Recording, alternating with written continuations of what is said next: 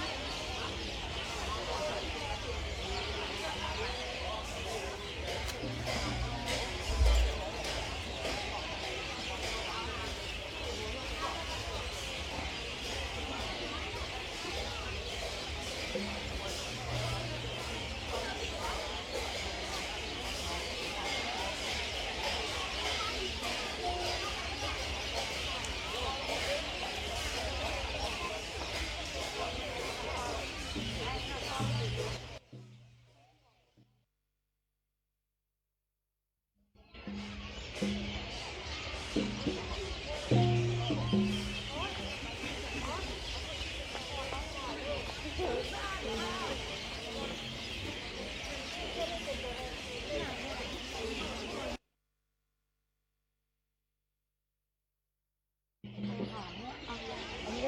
ถ้ามันแบบไปมันมาได้ถ้าแบบนี้ไม่ได้นี่มันหันไม่เป็นได้ปะ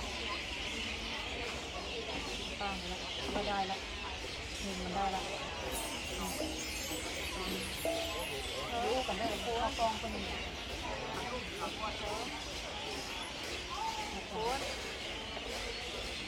ี๋ยวกันมันขึ้นกล้องไป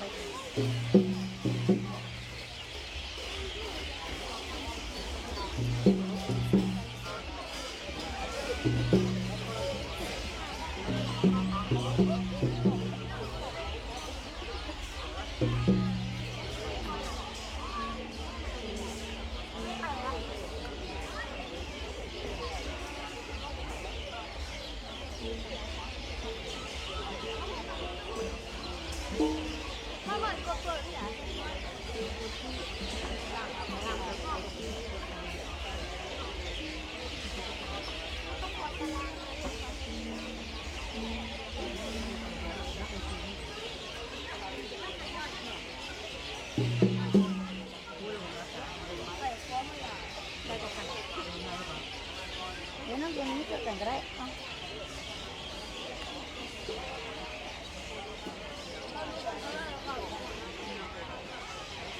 วันนี้ช่วยดูต่อ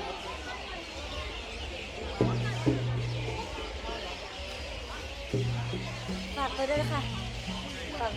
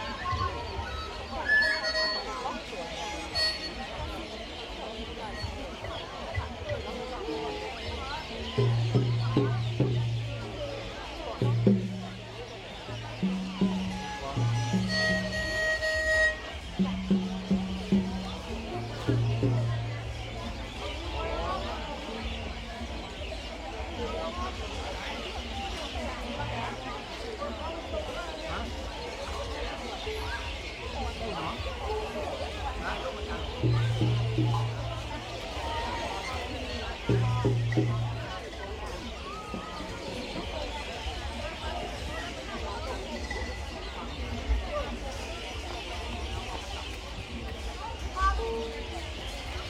ารย์คุณลองน้องก่อยไหมก่อนน้องแหนก่อนนี้เราก็กินเหมือนไงนี่จ้าก่อยลงมาน้ำก่อยลงมาเอาเปก่อยลงมา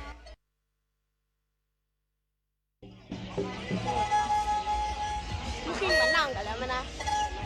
พอเพียงไปน้อยนี่น้อยเดียวโอเคได้ไหมน้องจำตัวเองตัวแรกพอตั้งหน้ากันพี่ขอตั้งหน้ากันดูไปข้างหน้า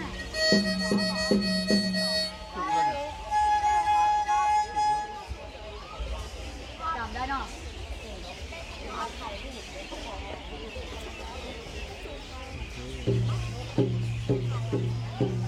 อ้าวมันถ่ายรูปอะไร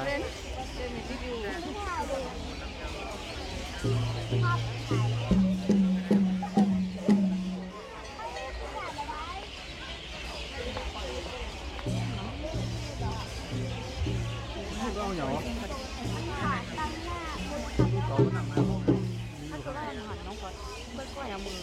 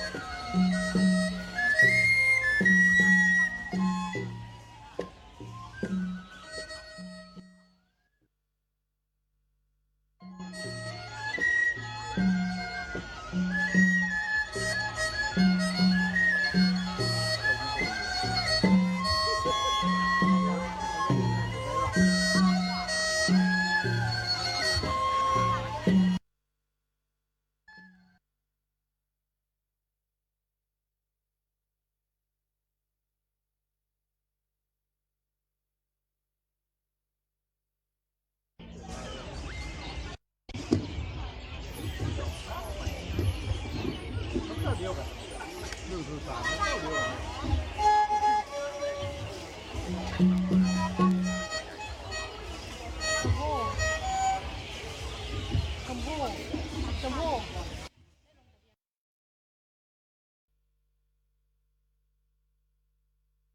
ผ่านไม่ทันดีว่าเบี้ยน่ะ แต่ที่ไม่ทันดีเนี่ยค่ะบอกว่าจะได้ ไม่ทันดีจ้างขายบองงู คุณค่ะคุณพิธีกร ไม่ทันดีมีหน่อยละประเด็นไหนไม่ทันดีเนี่ยละประเด็นนี้เทศบาลเขาเนี่ยนะคะเริ่มได้มันก็ได้แล้วมันเป็นวิธีของวัดค่ะมันจะเป็นวิธีของเทศบาลแต่ไม่ทันดีมีหน่อยก็หน่อย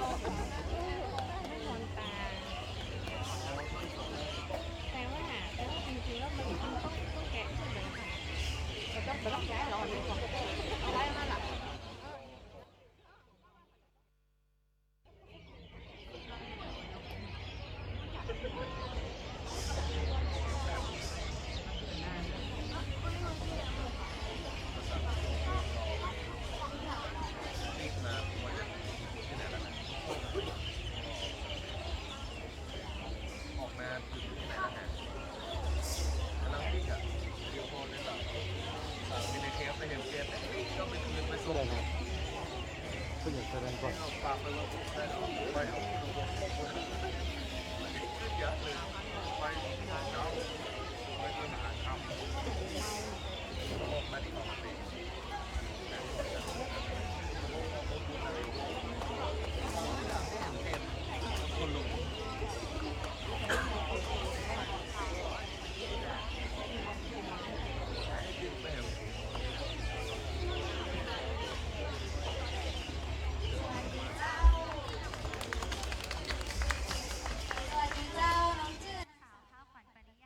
ขอบคุณเจ้า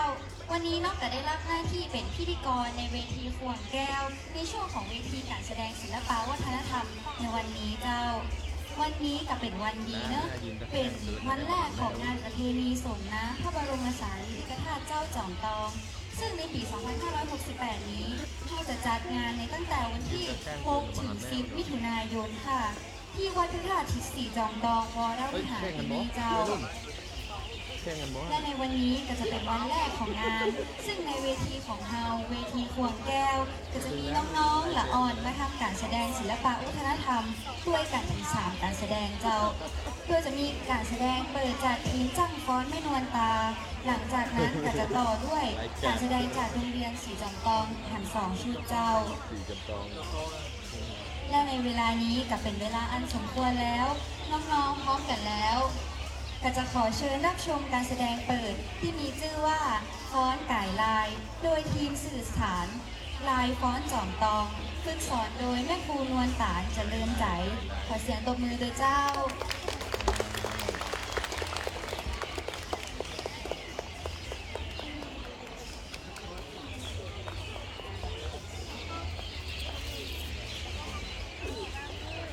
มาตั้งหน้ากันหน่อยนี่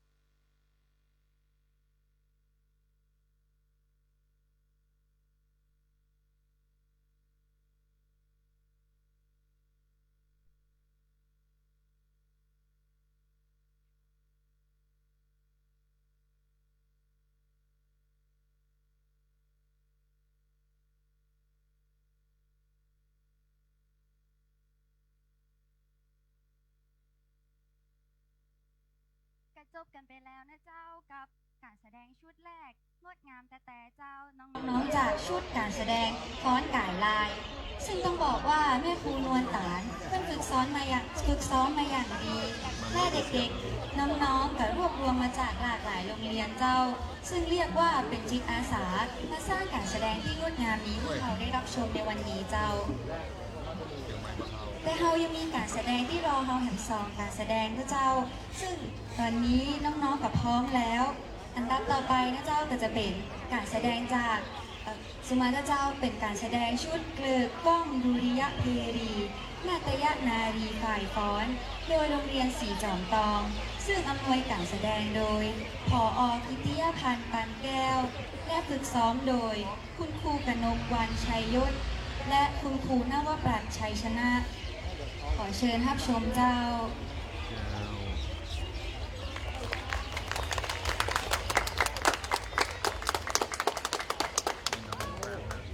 กองเชียร์เยอะเกินฮะผมได้แต่ละคนจะได้จะเป็นคนซูม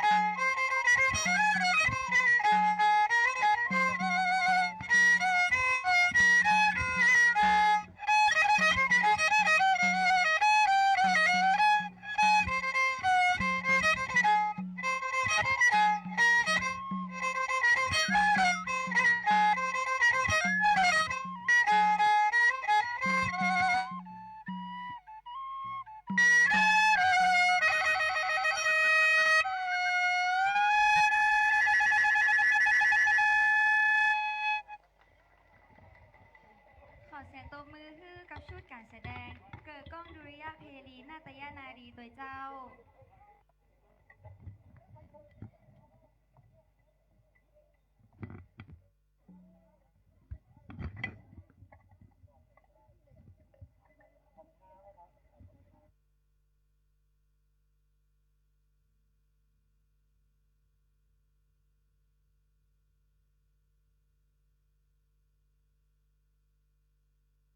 กระจบกันไปแล้วนะเจ้าสำหรับการแสดงที่3ชุดของเราในวันนี้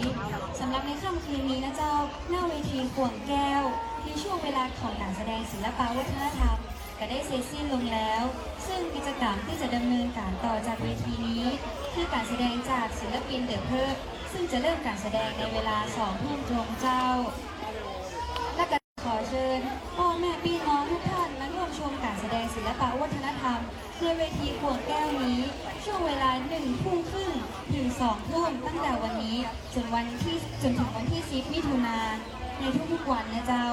และมาพบกันใหม่ในวันพุธขอบคุณและสวัสดีเจ้า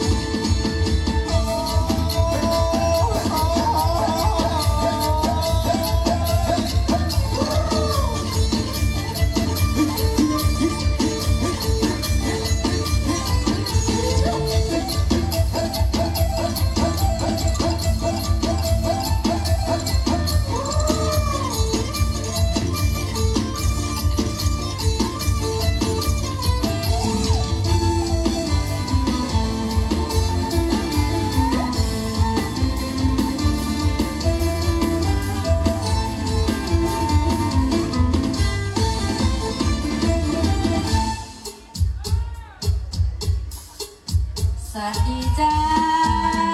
ขอเสียงจำทองหน้าตาดีได้แล้วขอหานักกิริสานแอนเดอร์เพื่อนนะเจ้าทักทายแต่ก่อนเพลงแรกสาวๆจะกันหอมไปเนื้อพระเจ้าเป็นสาวเชียงใหม่แอมว่าเก้าใดก็จะเป็นสาวแล้วตื่นวันมีบ่าวมาแอวมาอู้มาแซวเป็นคนจำตาเจ้าจะเลือกเอาใครไอ้บ่าวเชียงรายชื่อแก้วมาลูก แก้วมาลอง ไอ้กองคนแปลกเที่ยวสุน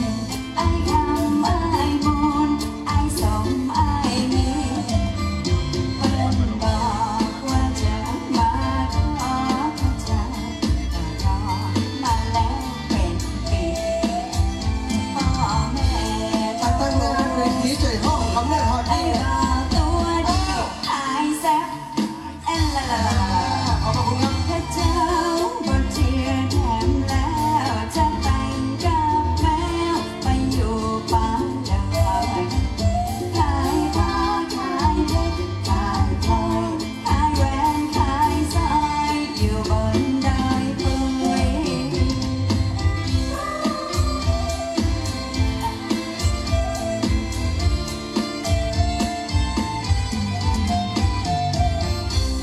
ถ้าหายใจห้องดังๆก็ดีสิผมหวยออกขอรู้ถูกเลขทุกคนเลยนะครับเนี่ย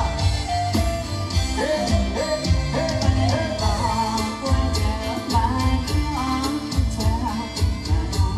มาแล้วเป็นปีพ่อแม่ถ้าปู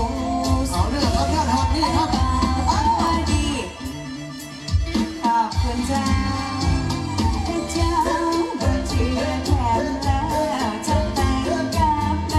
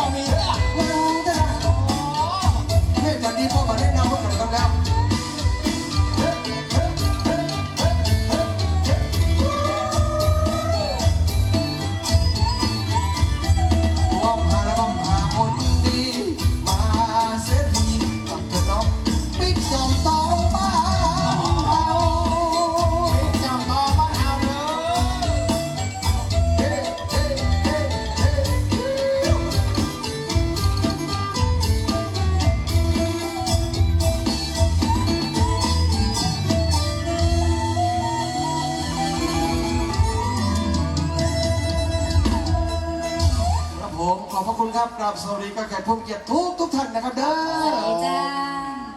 ขอเจริญพรนะครับ ไปเลย ขอไปใกล้นอก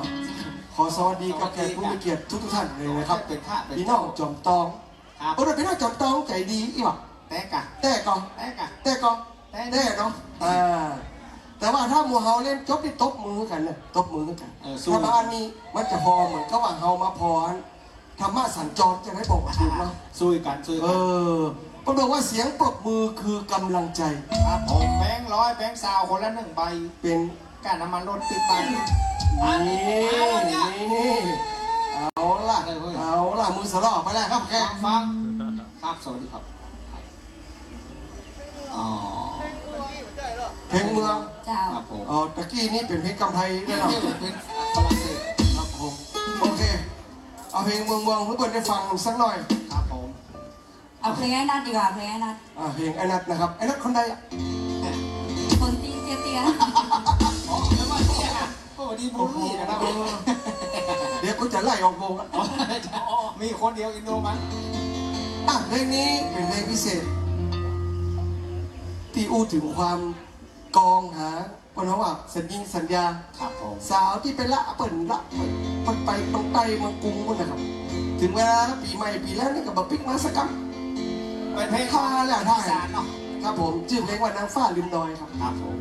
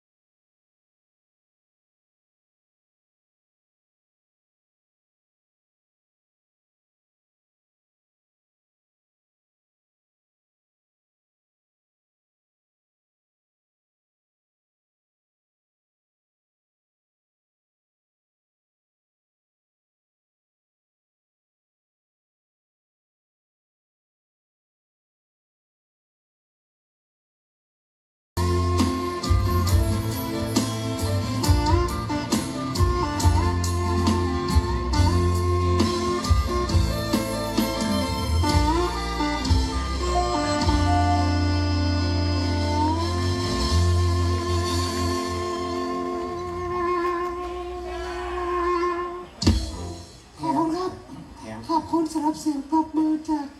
พี่น้องจำตองทุกท่านเลยนะครับ คนประจำก็เพลงนี้มันเมินนั่นไป เพลงไอ้นัทกิตติเสา กิติศักดิ์ สมัยอยู่ที่อาสยามนะครับเนาะ ครับผม ตอนนี้ก็ตอนนี้จะย้ายค่ายแล้ว จะย้ายค่ายไปอยู่ไหน ไปอยู่อันซัปปารีเรคคอร์ดครับผม อันนั้นมันหนักซัมเบอรี่เรคคอร์ดมันมีที่ใครจะเป็นเจ้าของบริษัท ได้ข่าวว่าที่โลดเนี่ย ลูกโลดไอ้โลดขอเพลงขึ้นมาได้นะครับเนาะถ้าอยากจะฟังเพลงไหน ถ้าอยากฟังเพลงไหนกรุณาเขียนใส่กันร้อยเก่าๆที่ท่านไม่ใช้แล้วนะแนบไปชื่อเพลงขึ้นมาตัวหน้านี่เอาใจแม่ด้านหน้าเวทีสักหน่อย ครับผม ถ้าเปิ้ลมาจากต่างถิ่นนี่เวลาเปิ้ลมาส่งน้ำพระธาตุก็จะบอกแผ่นชื่อหนึ่งเพลงนี้นะครับ ครับผม เพลงนี้จะชื่อเพลงว่าหลอกสุนัขตัวเล็กขึ้นภูเขา แล้วพี่น้องบ้านเฮาเราไป พี่น้องบ้านเราก็จะบอกประมาณว่าจุ๊บหมาน้อยขึ้นดอย กระจุบหมาน้อยคนดอยกันแล้ว ข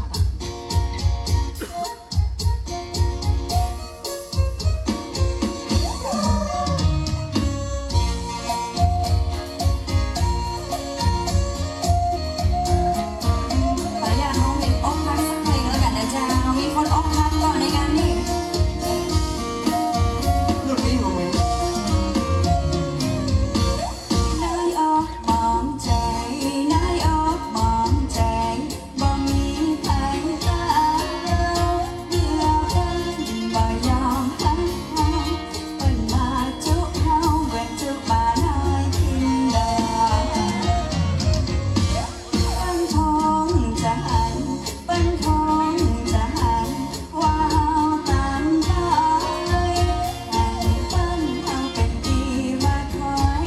มาคิดคิดน้อยบัดน้อยอกมองใจ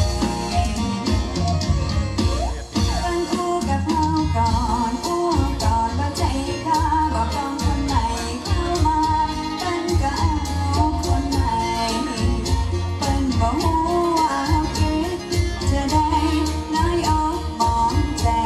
แต่เสียอกเสียใจเสียอกเสียใจ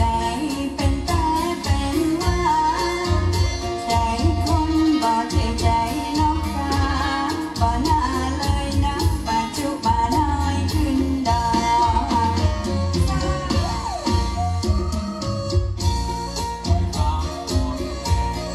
คนละเพลง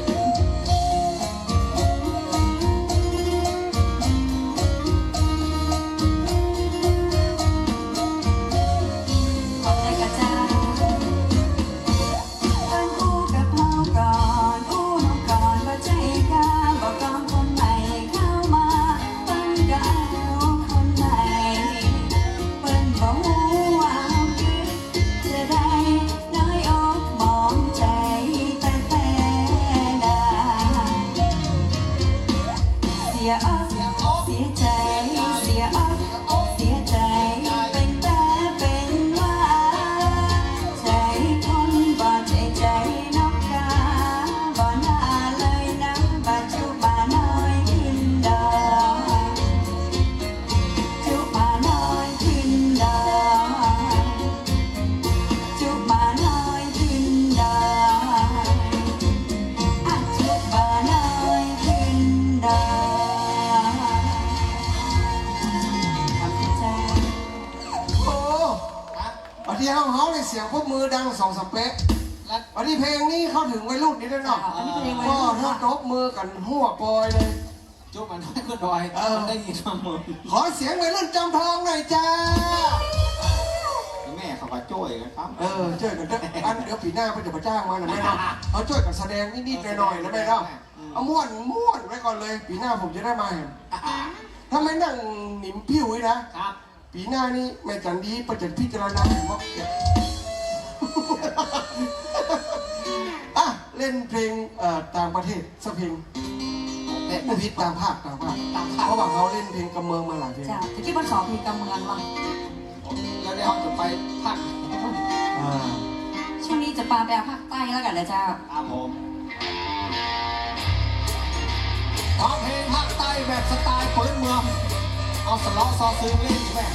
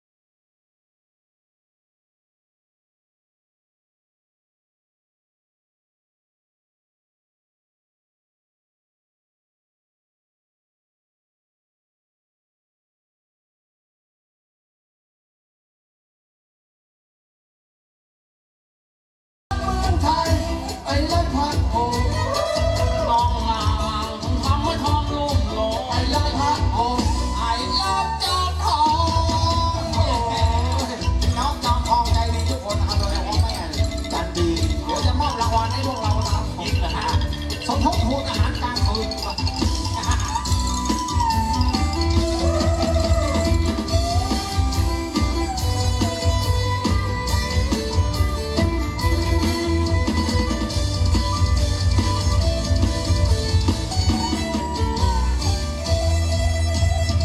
เอามาแล้วเว้ยมาแล้วเว้ยม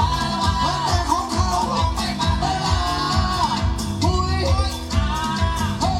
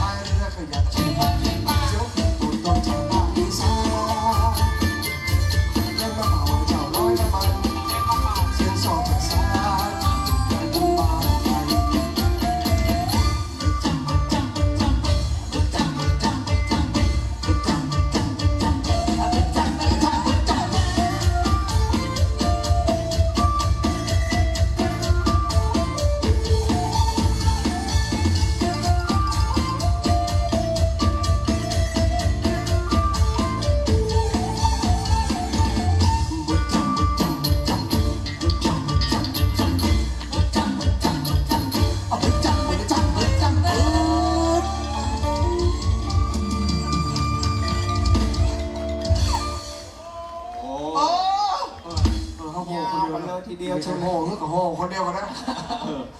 ขอบพระคุณครับขอบคุณสำหรับเสียงปรบมือนะฮะ ฮะ คนละเปาะคนละแปะนะฮะ อ๋อดีกัน ไผ่โต๊ะดังๆนี่นะวันที่16มิถุนายนเนี่ยขอถูกหวยทุกคนเลยเด้อ โอ้ บอก โห เลย แม่ ถ้าไผ่บัตรโต๊ะมือนะซื้อเลขกันก็สวดไปสวดมาเนี่ยขอบอก อีแม่รักโต๊ะทีหลังนะ รักโต๊ะทีหลังก็ไปเลยเลขท้าย2 ตัว ถ้า3 ตัวละ 3 ตัวเขาจบ วันนี้นะผมเนี่ยผมมีแค่2 ตัวเอาอ่ะ หวยอ่ะ หมาน้อยกำลังเกิด มันต้องถ้าแค่ได้จะมาปล่อยวัดเลย ไม่ได้ใหญ่ มาไม่เอาคนมาปล่อยวัดกันหรอก ถ้าน้อยก็เดือดร้อนข้าวเย็นมันเค็มจ้ะเอาหมาแมวอย่าง มันเขียนตรงไหนอ่ะเดี๋ยวเจ้ากับบินทบาทนั่นจะนักหรอ ไม่ได้มันเหลือข้าวเย็นอีกแล้วก็เอาตากอยู่ ทีนี้ขออนุญาตเล่นมาจับอะละที่เล่นเพลงของนักกีฬาไปละ ครับผม ขออนุญาตเล่นฝากผลงานเพลงของวง The Perk ไว้สักเพลงนะครับเนี่ยให้แม่เล่นสื่อโซเชียลนะ อีแม่เขาเล่นมาหาสื่อโซเชียลมีเดียนะโทรศั เล่ พ น ท์ กับโทรศัพท์ให้เราก้มหน้าก้มตาแต่ละคนไลน์อยู่ลูก ครับติ๊กตอกติ๊กแตกอย่างนี้นะเล่นติ๊กตอกอย่างนี้แม่ ในวัดนะมึง ผมลืมไปที่ว่างานแต่ว่า เพลงนี้มีโอกาสได้ฟิชเจอริ่งกับวงเบิร์ก เจ้า ซึ่งวงเบิร์กนี่ประกาศดังเลยล่ะเพลงเลยในสื่อโซเชียลนี่แหละครับ ถ้าโซเชียลวงเบื้องดังเพลงอันนั้น เพลงไงครับ หัวใจมันกรุงมาปะมาปุงตุ้ดุงหมดเลยหัวใจมันลืมไปมันจะตุ้ดุงมาปะ เนื้อเพลงเยอะ เนื้อเพลงเนื้อเพลงผมจำเนื้อมันมาได้ อ๋อ เอาเป็นเพลงที่เขาไปฟิตเปิ้ลเพลง ชื่อเพลงว่า ปลาแรดปลาแล่นนะเจ้า ฝากก็ไม่พอไปก่อนใน YouTube กดไลค์กดแชร์ด้วยนะครับเด้อ เกือบลืมว่ะ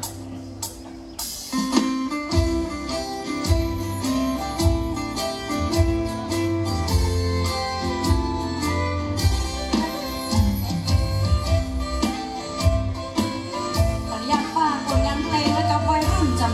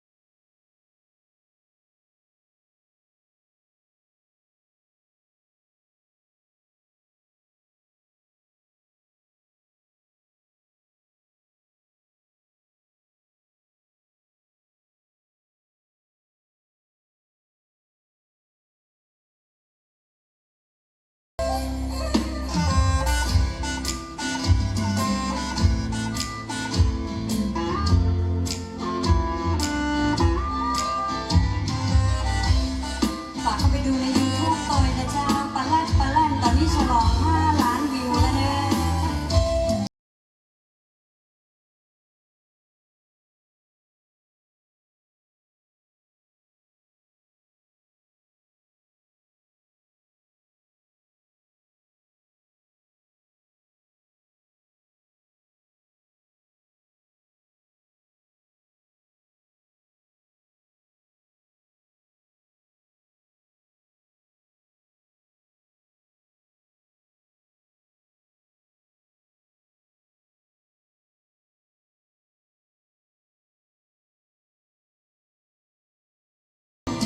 อยู่มีอายรับรองหัวใจอายเป็นของอยู่พระเจ้าฝากไว้ตัวนะเจ้าปลาแรดปลาแล่น ครับผม ไอ้หูความหมายบอกผมกำนะครับนะ โอ้โหอย่า ห้องมาทั้งมือนะ อย่าไปหวยไปเลยเลย นี่มาแล้ว มุยไปเลยเดี๋ยวมันเตียวกินอะไร แต่เขาจะพูดมาหาเรื่องจะพูดงานนะพูดกับตะกี้ละอ๋อมีจดหมายต้มครับผม ครับผม ขอเพลงตัวจ้า ครับ เพิ่นฝากซื้อป่ามือ ไปเลยปลาหมึกมีหลังพูดวันนี้มันมาขายวันเนี้ย มีของแลกเปลี่ยนให้แม่ด้วยครับ ห้องแม่กับห้องพี่ ห้องพี่เนาะพี่จันดี ครับผมปี้นะปี้ของแม่ผม อ๋อ ป ขอเพลงสาวจี เอา สาวจอมตอง เอา ยายร่ เอา ำว้าว เอา ดวงใจ เอา มอเตอร์ไซค์นุ่งสั้น เอาเอา จากแม่หลวงหนูแม่จันดี เอาตุ๊ก กรรมการวัดพระธาตุสีจอมตองพี่ตาย ตายครับ อาร์ตแม่จันดีครับ ครับผม ผมแนะนำเมื่อไปซื้อMP3 ฟัง โอ้ ดี ยได้ก็จะฟังแสดงของเขาอ่ะ ฮะ ก็จะฟังเอา แต่มันนักเกินอ่ะ แล้วจ่ายมาเท่าไหร่ จ่ายเท่าไหร่มาหูอยู่ที่คำวิวปุ่น อ๋อเพลงละ10 บาทจ้า โอเคเขาจะทะแยงเล่นทยอย ลอ เนาะ ยจ้าเด้อ ก็เดี๋ยวขออยากเล่นเพลงของน้องนัทสักเพลงก่อนเนาะ อ่า แล้วก็เดี๋ยวจะเล่นเพลงที่แนะนำกันนะครับเนอะ ครับผม คนตึงปอยนี่แนะนำกันได้นะครับไม่ต้องกลัวครับมัวเขาเล่นได้หมดต่อว่าเป็นเกาหลีอังกฤษญี่ปุ่นเยอรมันอิตาลีฝรั่งเศส อ๋อเขาฟังได้หมด มาได้ก็มาต้องคอมาโมนี้ แล้วอย่าอู้มันฟังนี่อย่าง ถ้าเมื่อมันดูมีความหลากหลายหน่อย แล้วจะห้องเพลงอย่างเขาปันฟัง เพลงนี้เป็นเพลงที่ผมร้องไว้นะฮะตอนสมัยที่อยู่อาสยามนะครับผม โอ้โหเสียงรอ ที่จริงพูดไทยไม่ค่อยชัดเท่าไหร่แต่พูดจีนชัดเป๊ะเพิ่งลงเครื่องมาเมื่อวานนี้เองนะ นั่ ฮะ นแหละเป็นประเทศเมืองจีนมา นี่ฮาวนี่ฮาว มีเซลล์นะกัน ได้ทีเดียว หรือว่าได้น้อยเดียวอ้าวโอ้เลยจะเตะแห่เหี่ยว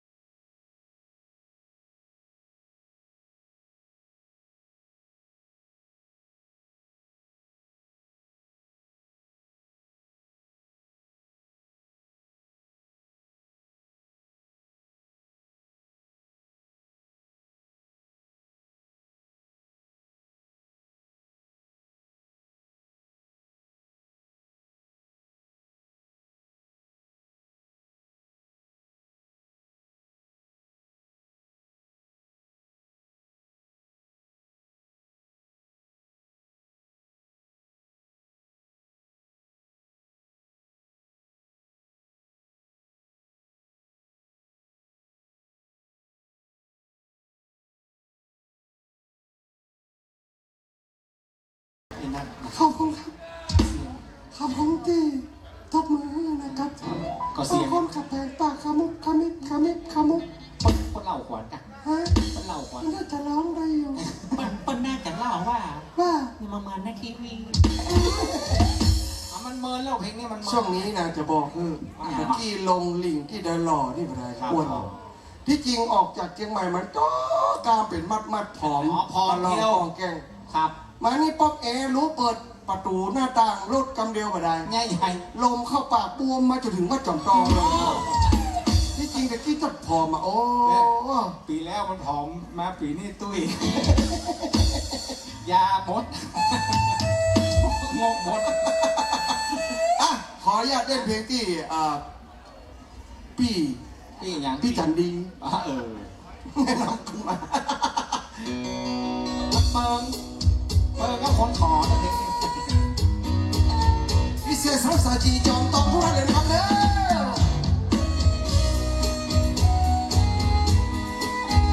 ใครรู้ตัวว่าเป็นสาวจีนช่วยกันร้องเตยนะเจ้า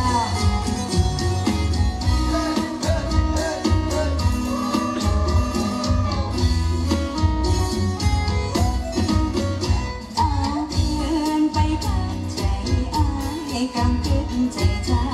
ทุกได้ทุกดีอาการบ่ตันปนดีก็จุกสาวจีคนนี้ลองรอเอาคืนมารักใจเจ้าความรักของเราหมดเสียงแล้วหรอหักหวานมาคงแล้วหนอขอหยุดขอพอหักหนอเอาความรักให้คืนไป ไปเลย เอาหัวใจมาคืนเจ้าอ้างยางสะอางเลิงลาวจะเป็นสาวเจ้าสึกมาลวงมาถึงสาวน้อยมาถึงสำอ้อยหักน้อยหลังไปเอ้ยบอกเคยซึ้งใจบอกเมื่อต่อใดอ้ายก็เปลี่ยนไป อย่ามาง้อมหาตีไม่เมืองเนาะผ่านเขาแล้วลูกง้อมทั้งปีกัน สาวจีอาจจะกันน้องอย่างรอบนะ เอาคืนไปตั้งใจอ้ายกำขึ้นใจชายจุกได้จุกดีอาการบ่ตันปนดีก็จุกสาวจีคนนี้ลองคอยเอาคืนมาตั้งใจเจ้าความรักของเราบอกเสียแล้วหรอหักหวานมาคงแล้วหนอขอหยุดขอพอหักหนอบ่เอา เล่นไม่เล่นจะกระท้องเด้อ เอาหัวใจมาคืนเจ้าอ้างยางสะอางเลิกลาจะเป็นสาวเจ้าเจ้ามาลวงมาถึงสาวน้อยมาขึ้นสำอ้อยหักน้อยหลังไปเอ้ยบอกเคยซึ้งใจบอกเมื่อต่อใดอ้ายจะเปลี่ยนแปลง ขอบคุณสาวจีที่ช่วยกันร้องโดยนะเจ้า สาวจีมีหลายมุมหลายมุม ขอลงไปทั้งลมที่สาวจีแล้วร้อน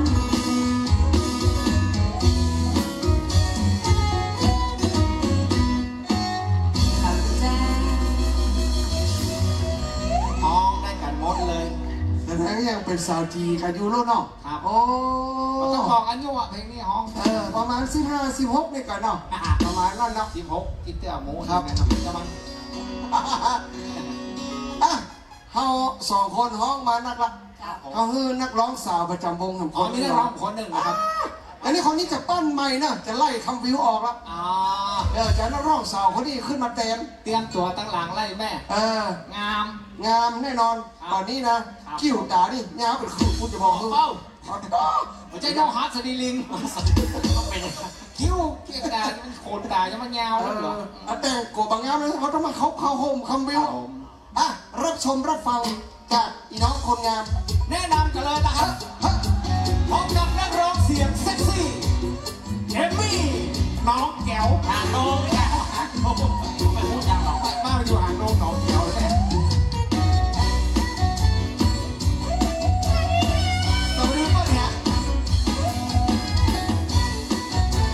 สวัสดีป้าเนี่ย เสียสางที่สวยหน่อย แม่มือสอง เจ้าตรงตรองและเสียอกเสียใจช้ำจริงนะช้ำจังช้ำใจก็เลยนั่งเหงานั่งเศร้าที่สวนหอม กูจะมาจำเสียงมั้ย สามมุมอากาศสดใสตัวฉันมีใจ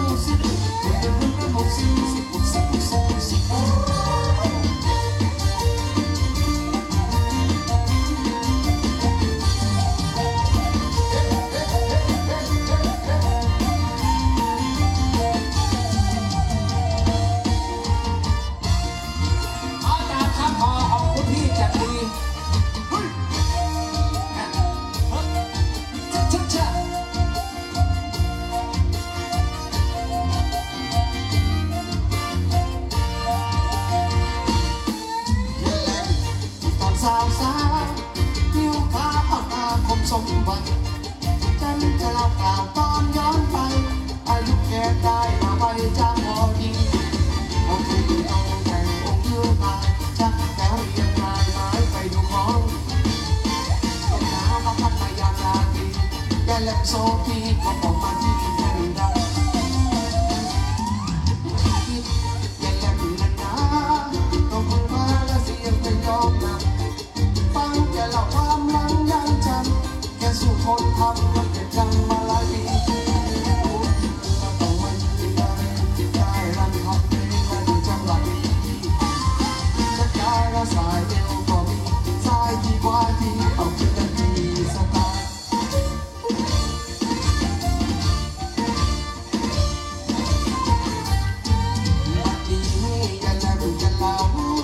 ผมยาวเอาสีขาวเก่าจังหมดเรี่ยวแรงเฝ้ารังมีผู้คอยนั่งพักที่เอาใจเป็นอาชีพที่ต้องใช้การโชว์ตั้งแต่เราโตยังหาดูกันไม่ได้มาดัดแปลงเอาแถวแล้วสะใจถ้าจะดูก็ไปที่พัทยาปังโกง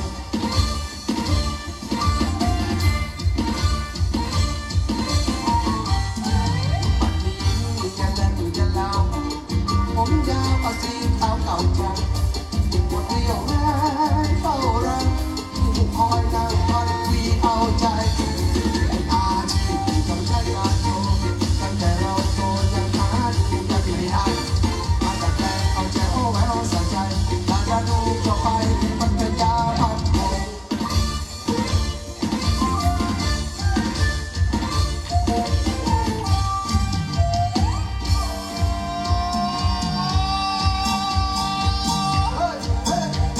เรื่องอย่างบอกโอ้โหไว้ก่อนโอ้ไว้ก่อน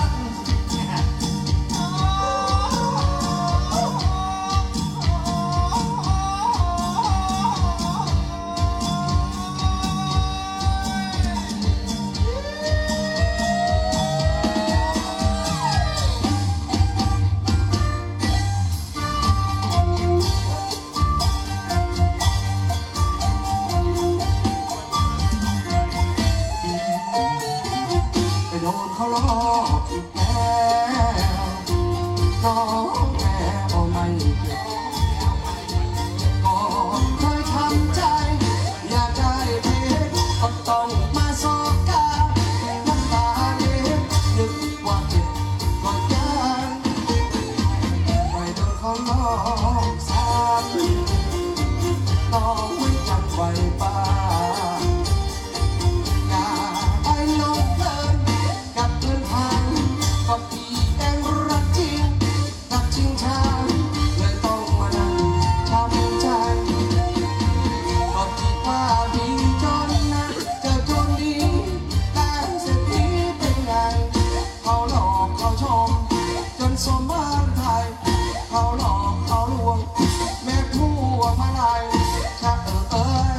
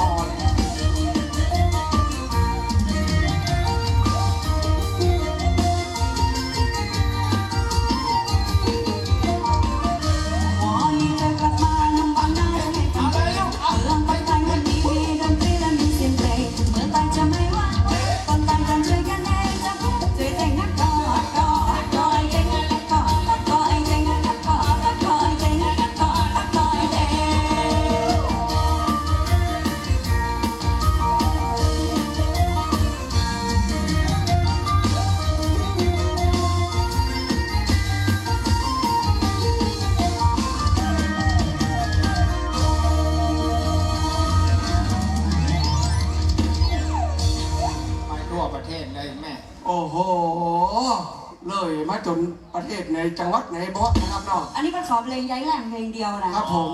ยาวจนถึงนี่เลยนะ อร่อยไม่ต้องเพิ่มละ ตัวมาเรียกวันนี้นะ ยัง แฮมเพิร์ดกูเริ่มเต็มแล้วอีก เอาตอนนี้ไม่ได้ตอนนี้มาพกหนังบ้องเอามาจ๊อกไว้อะ หมูแกง ไม่ใช่แกงไม่ใช่อันไอ้เนี้ยหวานเย็นไม่ได้ ตัวดูดคนเดียวตัวเตอะ พ่อ นำเสนอเพลงซ่าๆให้คนฟัง เพลงนี้ถ้าใครใจบดี มีเรื่องราวทุกอกทุกใจ พ่อขึ้นไปในบนเวทีนี้เดี๋ยวนี้เลย เนี่ยอย่าง เดี๋ยวเพื่อจะขออนุญาตหิวใจให้ทุกท่านเลย หิวใจ ว่าหีบเลย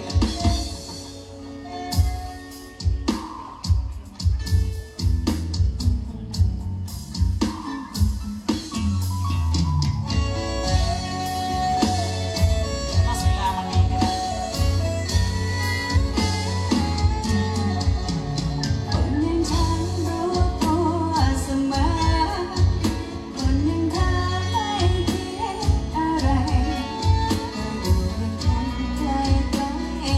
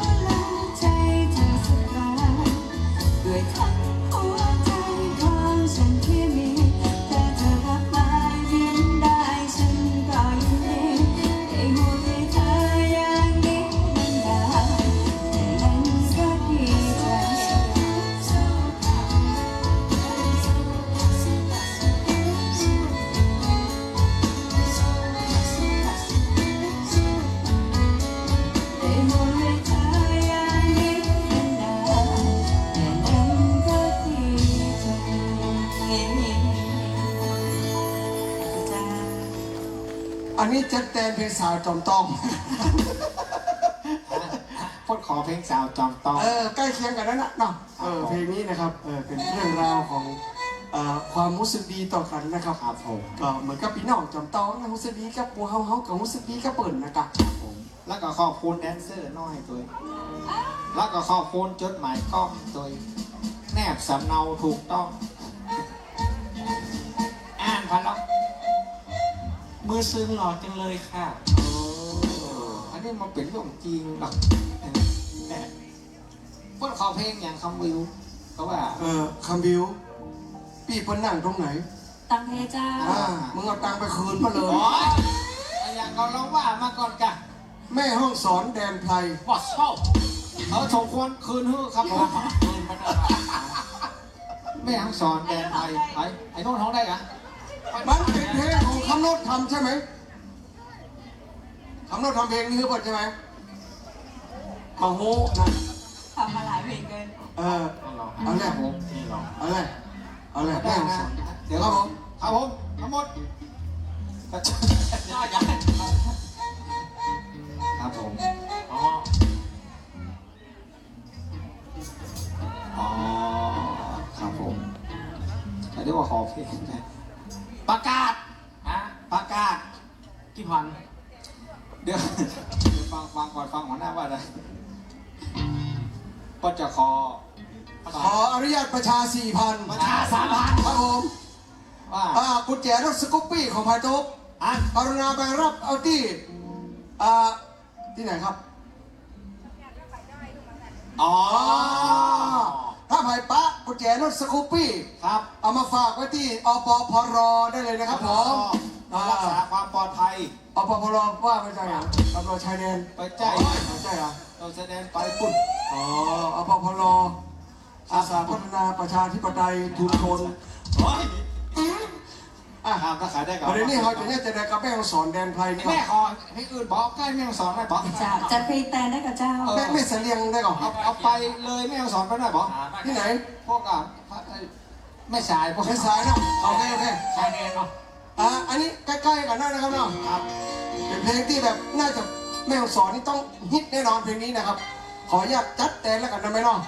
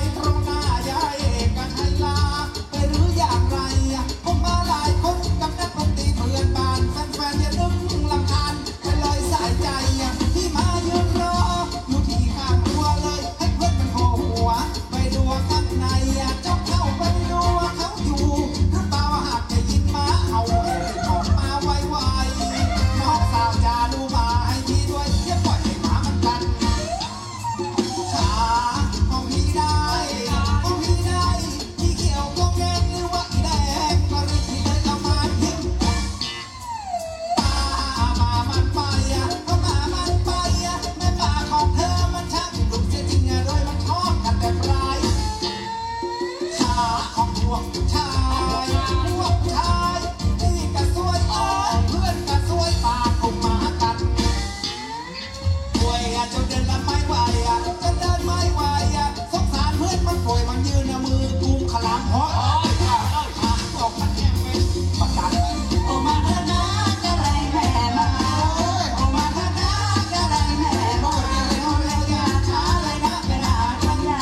วันใดมันนึกสนุกลุกขึ้นขยับขยับขยับขยับขยับเข้ามาไวไวไปอยู่สุพรรณบ้านเจ้าขวัญอยู่เมืองเพชรบ้านพี่นั้นอยู่สุพรรณบ้านเจ้าขวัญอยู่เมืองเพชรแล้วพี่อยู่สามาเยี่ยมรู้ไหมรู้ไหมสามาเยี่ยมที่มาจากราชบุรีและอยากจะมาดูว่าใจอยากแค่ไหนว่าใจแค่ไหนที่มาเยี่ยมเยียนจนถึงเรือนกันถึงบ้านลูกสาวจะนึกลำคาญที่เห็นอยากกระไทยแต่วันนั้นตัวฉันก็เลยเข็ดก็เลยไม่นอนไปเงียบเธออีกต่อไปโอมาเถอะนะจะไรแม่มา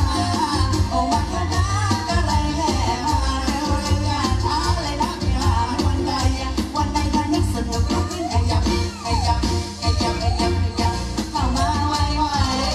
โอมาเถอะนะจะไรแม่มา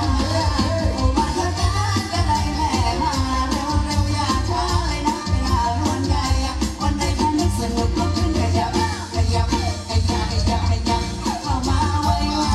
อย่าไปที่ไหนมาเอาแบบเนี้ยกูจักสับปะตองหรอ ยกมือกำละอายจับมือก้อยไอ้ยุกก้อยก้อยใจว่าสั่นยกมือเป็นสิ่งสำคัญต้องยกมือข้างกันและจะวันโกรธเล่นยกแล้วก็ลวดแล้วแข้งขายกไปยกมามันวนโน้มนี่วนโน้มยกคอก็ลวดต่อไปเองไอ้ยุกก้อยเองที่ใบหน้างามงามยกตาละยกคิ้วยกไหล่ปากที่คนที่ขยุกให้มาให้ยกสามรุ่นลายข้ามแต่เราสักกันถ้ามันจะมวนมอกตายกมือกำละอายจับมือเจอยกมือขึ้นเติมโอ้ หัวเข้า คอยกวาดเลยให้ยกมือใดของมวนใจเราแล้ว หัวเข้ากันได้เอาหัวเข้าหัวเข้านะเอาได้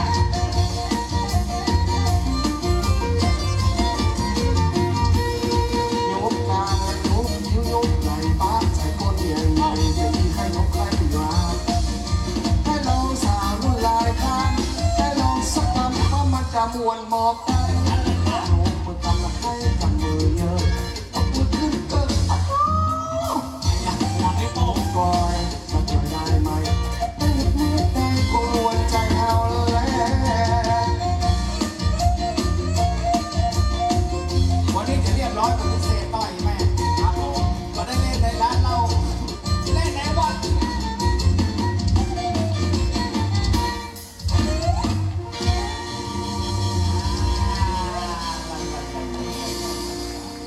ครับผม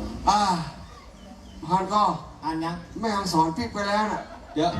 มาไปเตี้ยมีนายบุญ ไหน บุญบ่มอยู่นายบุญ จัดเพลงถูกต้อง ขออนุญาตนะสุมาเพลงนี้ เล่นมาได้แต่ เกิดมาตันได้แม่เฮ้ย มันห้องมาได้ก็แม่ขอเขียน แม่ห้องสอนแดนไพรจากไกลเพียงไหน ฉันเองจะไปให้ถึง เอ้าแม่บอกฉันเดี๋ยวแล้วเพลงจับตองกี่หรอ ข้ามแม่สะเลียงเรียงไปไป พอละนั่นแม่เอาสาจอมตองให้แม่เขากิ๊กมาเอาสตางค์ผมไปยอมสาจอมตองเหรอ สาวจอมทองนั่งมอง มันจะมาเหมือนเพลงตะกี้มันเหมือนเพลงแม่ก็สอนเลยอะไปทำกันบ้านมาเดี๋ยวแม่วันลงแม่อะมันดี ปีหน้าได้ฟัง ปีหน้าได้ฟัง น้องเป็นสาวจอมทองรักมองนั่งมองลูกกินทอง เดี๋ยวสาวจอมทองมักลูกชิ้นทอดนะไปเลยแม่ไปเจียวมันเนอะปีหน้าเรียนไปทำกันบ้านมันให้เรียบร้อย เอามาฟังเพลงพูดดีกว่าแม่ ขอสัญญาว่าปีหน้าได้ฟังแน่นอน จะทำมาได้เหรอ น่ามาจับมาแล้วเหรอ เอาอีกแค่ใส่ ฟังเพลงบุญ ฮะ เอาเป็นเพลงฝรั่งบ้างเพลงสา เจ้าก ล ขออนุญาตโกอินเตอร์สักเพลงแล้วกันนะเจ้า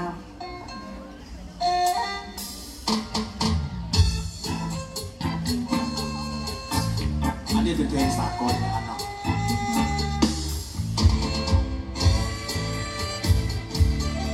สัตนาสักเพลงมือคีย์บอร์ดนำเข้า เป็นผู้ที่มีอายุที่น้อยที่สุดในวงส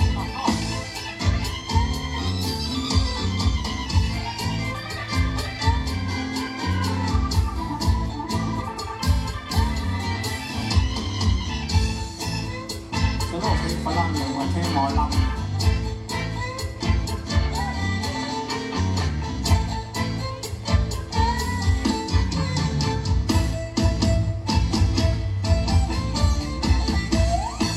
คิงหูหรือเปล่าหาเอาเดี๋ยวไปจำนำ นี่ยังมาบอกหาสักคำว่าคิดจำนำไว้ที่ร้านไหน คิดมาต้องมาถา อ๋อ ม ละหามันเป็นยังไงล่ะ คิดอยากจะรู้ใช่ไหม โอ้อาจารย์แรกว่าแกจะฟังเนี่ย พูดกันดีๆเฮามีมันตรีต่อกัน ไม่มีมันมาสำคัญที่ว่าเลิกเดียวหาเต่าอย่างว่า โอ้ยแค่บอกได้ละเฮ้ยว่านักหาอย่างมันจักก็คิงมาห้ามแก้มจ้ะ โอ้ระวังจะโดนลูกคุยแน่เนี่ย อันยังก็ตีมดตีกันตึงมาบอก เฮ้ยถ้าขึ้นมาบอกโดนกำโดยที่จะโดนสันมุ้ย กำเดียวอ่ะ ถูกต้อง รอเฮ้ยกำเดียวหัวแหคงอยู่ แน่นอนเป็นมีดและเป็นมวยจะเลยเอาขึ้นจนตาย เอาอีดีกว่าเอาปากกันไปโมน้ำต่อ โอ้เลิกเตียวการฟังโอ้เลิกหนังจะมาหาปันตาย ไปกินลาบกันบอก สตาร์เหลือก็ใด เหลือ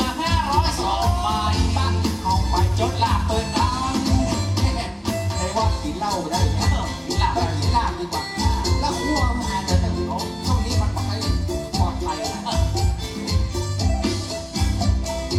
โลกชิงหัวบ้านอันนั้นก็ตีมดโอ้โหน่าตึงจะมองโอ้โห ผมบอกกำเดียวที่จะโดนสันมุยนะ อันลุยเร็วกำเดียวหัวแหคงอยู่ เติมมีดตัดเติมมุยอาจจะลุยเอาอีกจนตาย เอาอีดีกว่าเอาปากกันไปโมน้ำต่อ กูเลิกหนังเพื่อการฟังกูเลิกเตียวแล้วมาหาว่าจะมาเอื้อมเลย ไปกินลูกกันบอก โอ้การสตาร์เดี๋ยวน่าได้นะ เหลือเป้งสาว2บาท อาจจะบอกไปฮักตัวโหดับ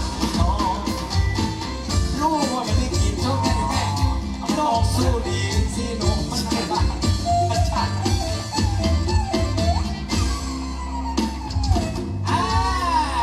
แม่โตมือผมนะครับ ชื่อเพลงอย่างก็ชื่อเพลงอย่างก็ ชื่อเพลงว่ารักเตียวแม่ อ๋อ เป็นเพลงของพุ่น ใคร อาจารย์ จรัญ จ ม รัญ โน โน เพชร เพชรเพื่อนห้องหำยังแล้วเขามาห้องหำยัง แม่นเขาเอาครอบเบิร์ดเนาะ เขาเปิดอย่าไปข้อเฟ่เขาเปิด ต้องแอบนะ เอ้าน้ำเนื้อเพลงยัง เอาเข้าขวบมานะครับผม ฮะ เอาเข้าขวบมา เขาเปิดไม่ใช่เขาขวบ เนี่ย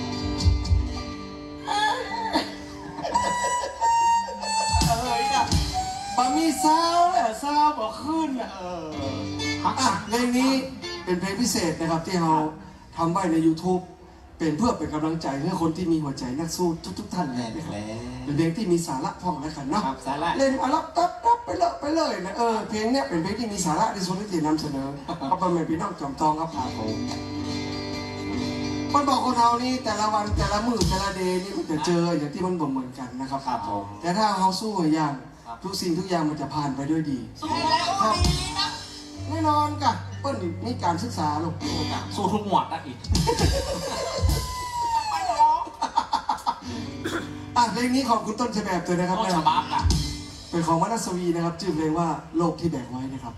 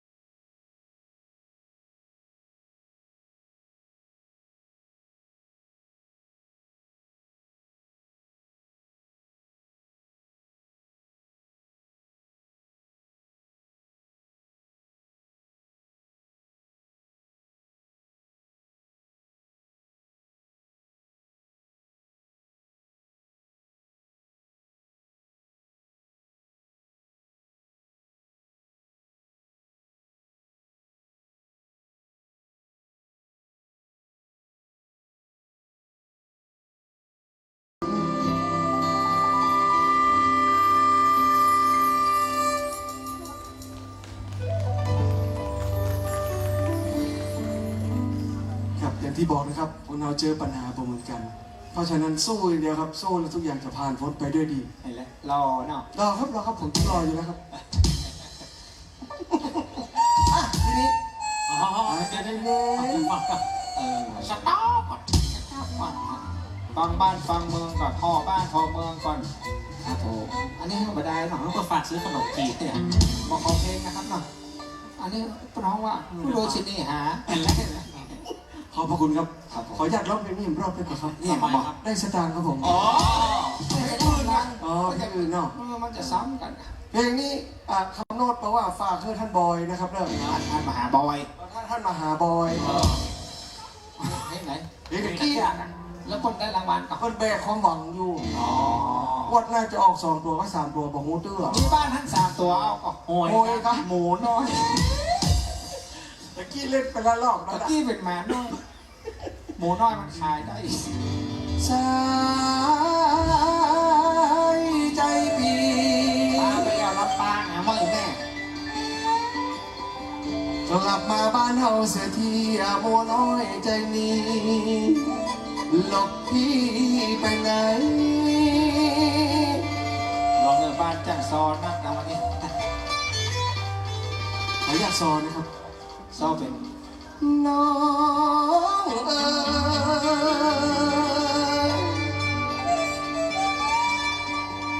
โอ้แม่สีบานเจอใหญ่มาเลย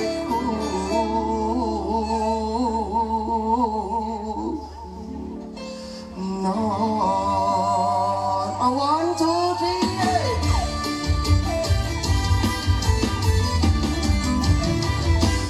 ยกสิบหัวตามทุกเกษา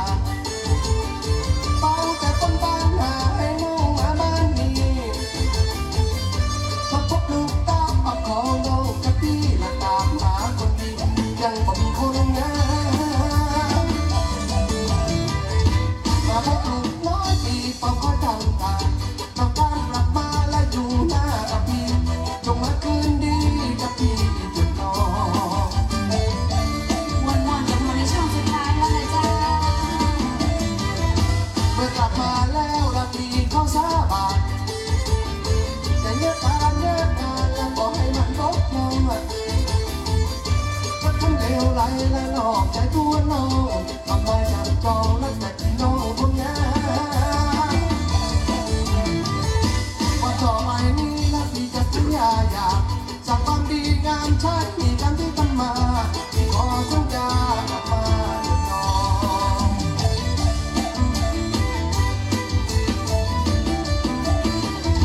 ให้พ่อผู้ใหญ่ท่านมาเป็นพยานแต่จัดการและถึงกับก่อนให้นอน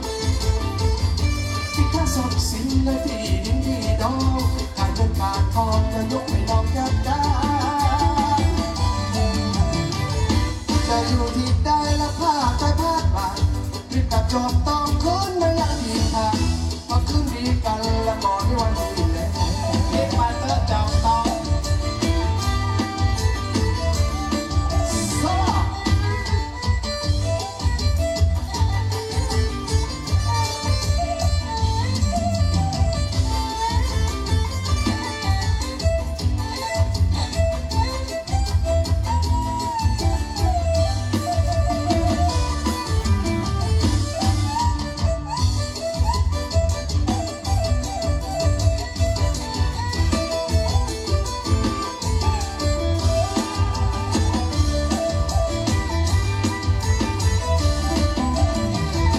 แต่ลูกเสียเองฉันเป็นแต่ลานเจ็บป่วยเธอเป็นคนรวยแต่ฉันนั้นเป็นคนจนเธอนอนข้างเตียงแต่ฉันต้องนอนข้างเตาเธอมีเชื้อเจ้าแต่ฉันไม่มีเชื้อโจรเธอเป็นคนงามเต็มความใฝ่ฝันอยู่เคียงกับฉันซึ่งเป็นเรื่องของเราเธอ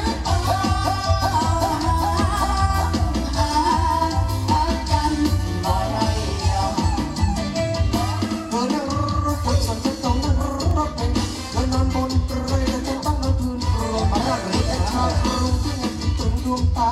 จะเป็นชาวนาหน้าตาไม่ตัวการ์ตูนไม่มากกว่าฉันตั้งดินกับป่าตั้งองค์กับตาให้เคียงคู่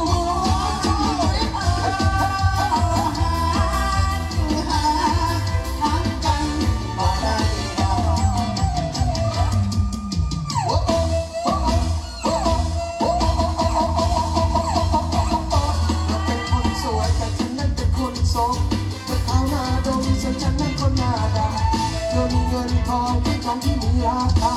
เธอชอบซื้องานแต่ฉันชอบตรงกันนะเธอเป็นคนดีฉันเป็นคนเลวแต่ฉันคงเลวไม่มีเงินมา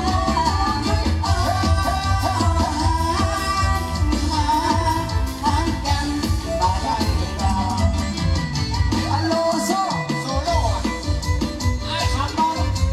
หรือว่าครูคำนน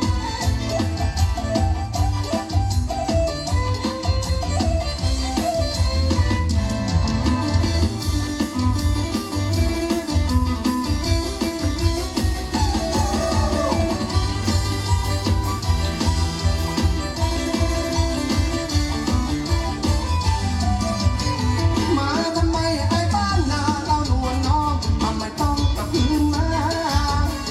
วันจะไปไม่ลานี่นะไปกับตัวมือที่คนงานข้างหลังมานั่งงานตาลงเลยสู่ผู้รู้หรือเปล่าที่ตัวข้าไทยไปเมื่อเดือนเก้าเลยสุขสกากลับมาทำไมผมจะเดินก็ทิ้งไปหรือไงเจ้าขึ้นเดินหน้าสมองตานึกว่าเป็นคุณนายไปแล้วมาลองแก้วฉันจำได้ไหมว่าเป็นคุณนายมันน่าสงสารเส้นนี้การระยะก็ไปทำเป็นเศร้าให้เราเอาใจที่หลังใครก็รู้ดีไปหาข้างหน้าดีกว่าสูงถ้าคนรวยก็อาจจะมีที่นี้ไม่มีความหมายคืนอยู่ไปจะเป็นของจริงของใจสุดสุดอะไรที่คิดลืมทีขอให้โชคดีโทษทีนะพี่ไม่บ้าอย่าไปเรื่อยๆเลยครับนี่ อยู่ในช่วงสุดท้ายแล้วครับ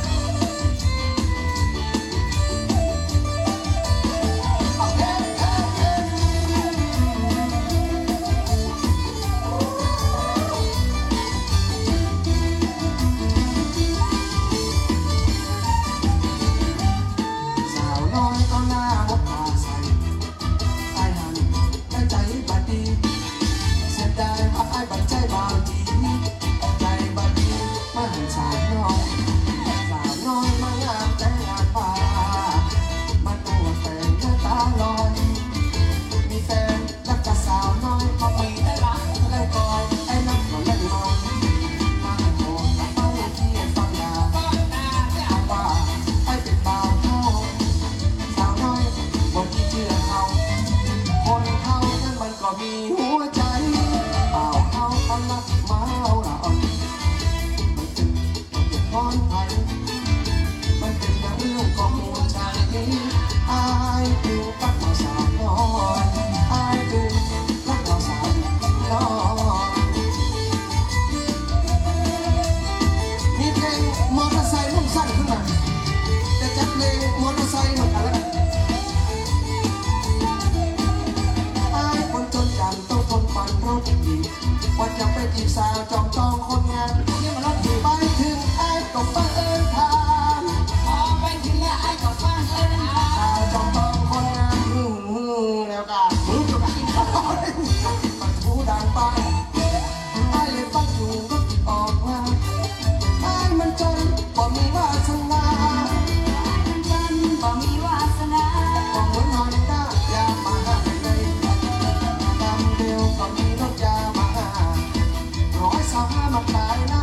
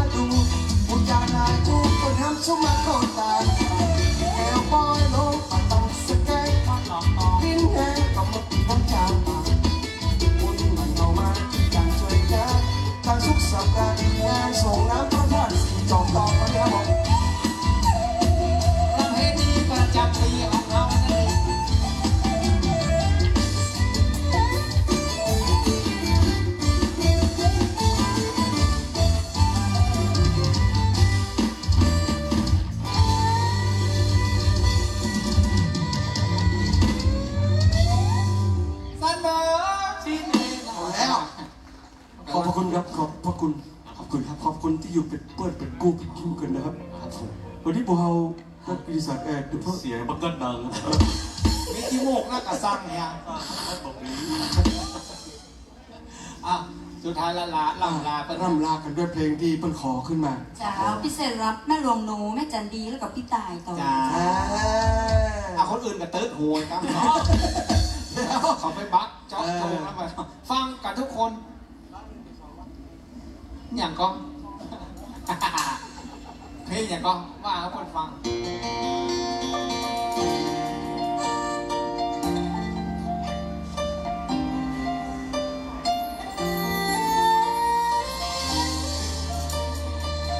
ดีขอบพระคุณทุกกำลังใจเลยนะจ้า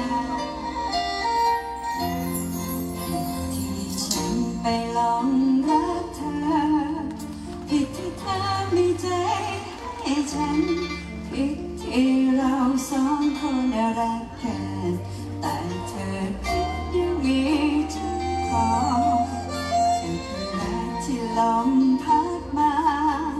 ช่วงเวลาแค่เพียงสั้นๆอีกไม่นานก็ต้องเลิกกันกับความรักที่ไม่มีวันจะได้ครอบครองปล่อยให้ลอยละลอยไปลอยลอยละลอยให้ความรักพัดพาฉันไป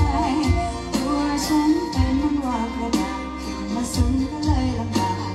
เริ่มจะหนาวหัวใจปล่อยให้ลอย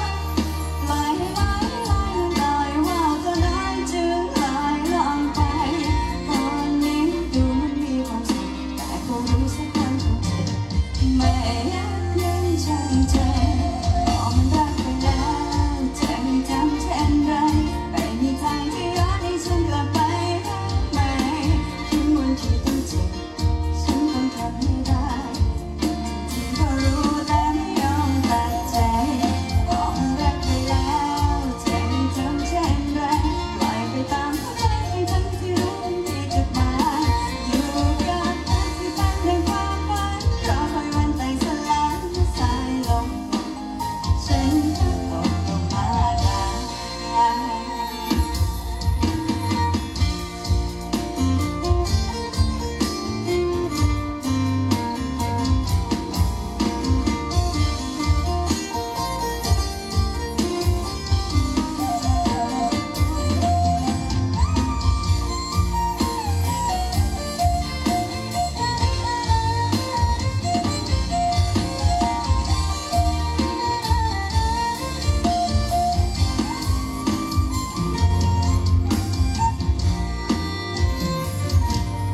ลอยให้ลอยละลอยปล่อยลอยลอยละลอยให้ความรักพัดพาฉันไป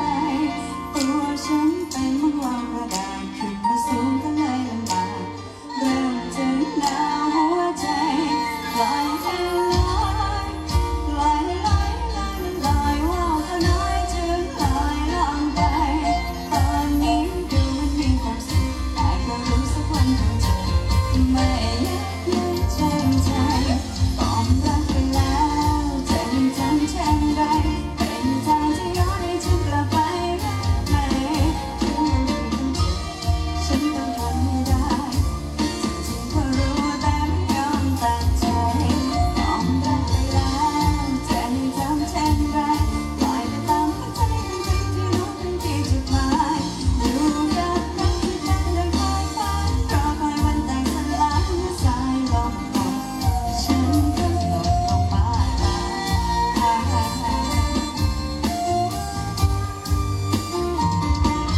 ว่าเธอนั้นที่ลอยสู่ความฝันรอคอยวันแต่งสลายและสายลมหมดสุดท้ายก็ตกลงมาตาย